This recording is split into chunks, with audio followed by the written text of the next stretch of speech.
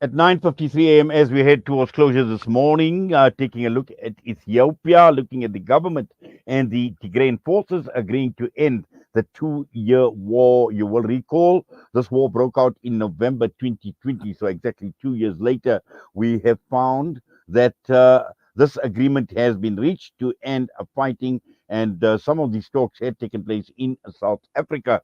We're going across now to be joined by postdoctoral research at the Humanities Graduate Centre at Wits University, Gwinyai Taruvinga, this morning. Gwinyai, good morning to you and welcome to the show. Good morning. Thank you for having me. Hope you're well. Yes, doing extremely well, and obviously it has been encouraging to note we have followed developments here at Salam Media on what has been playing out between the Ethiopian government and the Tigrayan forces for the last 2 years, and it is encouraging to note that a new dawn for Ethiopia as a result of this agreement that has been reached. Yes, definitely. I'm also happy that you used the phrase "the new dawn" because this was exactly how the AU described it. So indeed, it is a new dawn, especially seeing how this crisis had exacerbated with several individuals in the Tigray region being affected by this conflict. So it is definitely a welcome resolution to this conflict.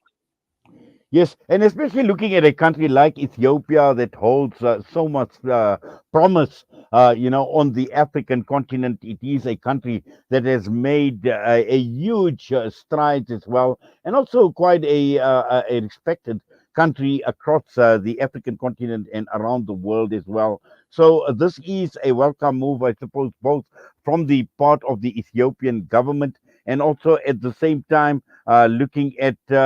The Tigray rebels who said that obviously despite they have made concessions, but at the end of the day they are extremely pleased with the deal that has been struck.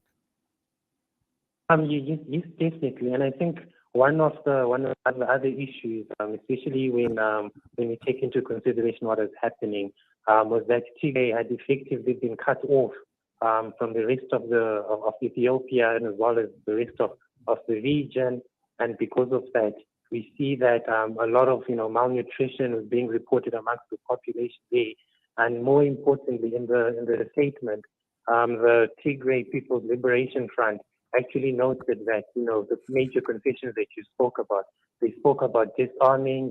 They spoke about to demobilize and reintegrate fighters into the federal army of Ethiopia. So again, I think this is definitely important for Ethiopia. But more importantly, I think we also need to look at it within the context of the wider African region, where the AU, in many cases, is accused of not acting. The AU is accused of not having teeth. So I think in this regard, credit should be given where it's due, especially with the work that was done by former Nigerian President Olusegun Obasanjo, who was instrumental during this process of negotiation. Yes, and also now that the deal has been struck, it is about ensuring that the process follows now in an orderly way, in a smooth way, in a coordinated way, because what is important is to restore law and order, to make absolutely sure services are restored, and as you mentioned, humanitarian aid, because many people have suffered as a result of what has been playing out in the last 2 years. Yes, so I think if we just for more context in addition to what you say, so if you like you said, Salam Media has been following this for the last 2 years, and you find that with Tigray being cut off over the last 2 years, you also find that hospitals that run out of drugs, electricity, banking services, and as well as issues like internet, which are things we would view as being basic within our communities. And we find that because of this conflict, all these things have affected the Tigray population. So it is indeed important that in spite or despite of these concessions that have been made, I think the broader picture here is to bring sanity to the region and also to ensure that the Tigray population receives the attention and assistance that they need, especially in relation to food aid and as well as other services as well. Well, certainly, and also we've seen the statement come through from the Ethiopian Prime Minister Abiy Ahmed, saying that this breakthrough deal would be implemented, and he's made the statement about a commitment to peace, which remains steadfast, and also at the same time saying that they've got a strong commitment to implement the agreement. So that is another positive development, a positive statement, and very encouraging indeed. Definitely encouraging, especially seeing the stance that the Prime Minister had towards the Tigray People's Liberation Front.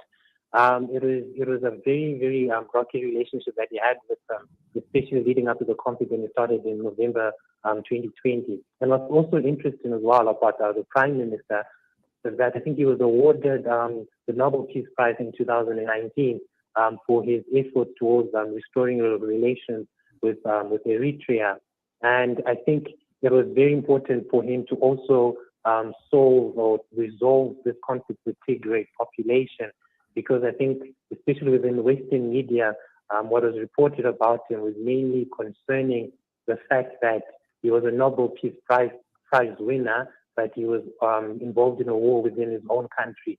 So I also think that in terms of bringing peace and a resolution to this conflict, him being at the center of it and him issuing this statement is very promising, and it shows a commitment towards peace within this region. And I think also what's also important is that this is actually not the first ceasefire that has been reached. I think there was a ceasefire that was reached in, I think, August, but again, the parties were not, did not commit to it.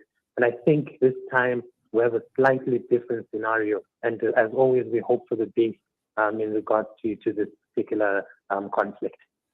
Well, we hope for the best as well, Gwinyai, and it's the people on the ground that obviously have suffered a lot as a result of the conflict that has been unfolding in the last 2 years. But we pray for peace, and we pray that this deal would herald, like we mentioned, a new dawn, a new era where the country can pick up the pieces and move forward. And I'm sure you feel exactly the same. But for now, thank you very much, as always, for your time, for coming on, for talking to us here at Salam Media. Please take care. Thank you very much. Have a good day. Gwinyai Taruvinga with us this morning. And on that note, we are going to end the broadcast. It's been an absolute pleasure being in your company, as always, from here on Salam Media, our listeners, our viewers, and also One Nation 88.9 FM. We value your audience with us this morning on the show. And next up is going to be Juz 8, recited by Sheikh Yasin Al Tosari. And with that, I'm going to be signing off. And until we meet tomorrow, from myself and the team, Assalamu alaikum wa rahmatullahi wa barakatuh.